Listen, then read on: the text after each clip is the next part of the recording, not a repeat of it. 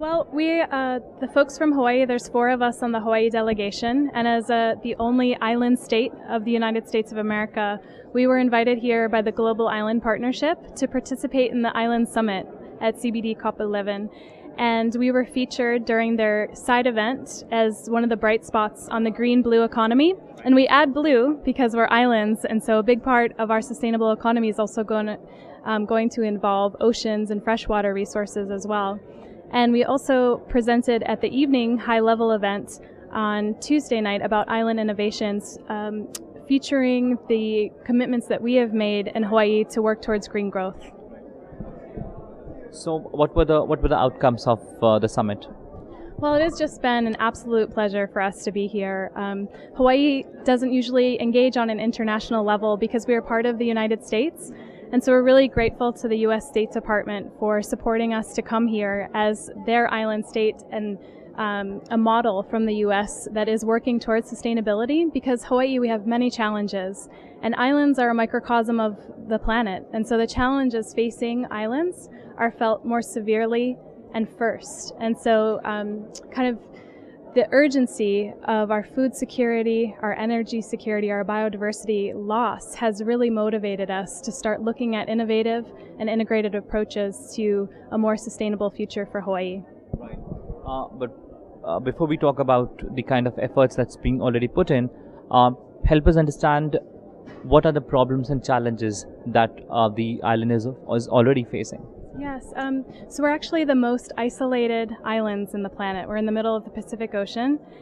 And when the native Hawaiians first had contact, when Captain Cook arrived, there was 800,000 to 1 million people living there, completely self-sufficient, had an incredible agriculture system.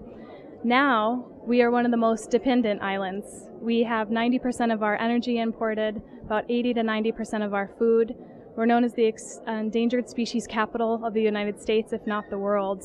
And the third pillar of sustainability is equity, right? We have an enormous problem with affordability because we do not have a diverse economy. It's largely based on tourism, and our islands, because we import everything, are very expensive. And so thinking that we are on this path that's going to be so challenging for our environment, for our local people, we realized that we really had to take action now, and we had to be creative how we did it. Talking about the actions that you've taken, tell us about the activities that you've taken up, the programs that you run. Well, when we were talking earlier, you mentioned community-based approaches to sustainability, and that's a very important piece in Hawaii. We have an indigenous host culture, and so everything comes from the values. They have a sustainability ethic built in to their culture, and so that really provides the foundation of how we approach things in Hawaii.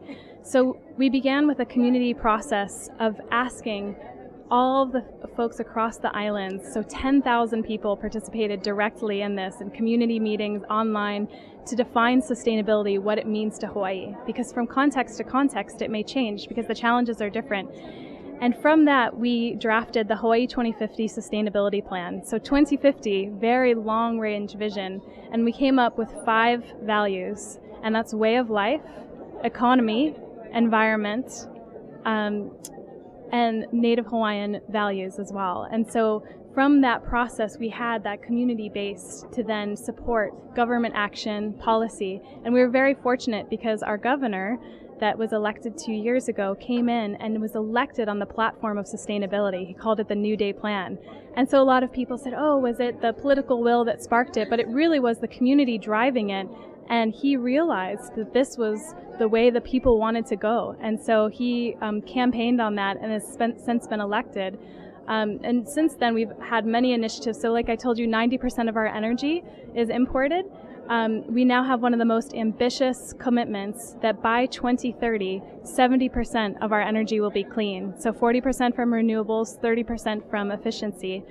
We have a commitment to double our local food production by 2030 as well. And a new initiative that just came out of the Department of Land and Natural Resources is to double the area of watershed protection in our state in 10 years, which is amazing because really the rallying force around all of this is fresh water. And that's where the equity piece comes in as well. So that people have fresh water out of their taps, we can support agriculture, clean water for families, and protecting our biodiversity in our watersheds is what's going to provide for that.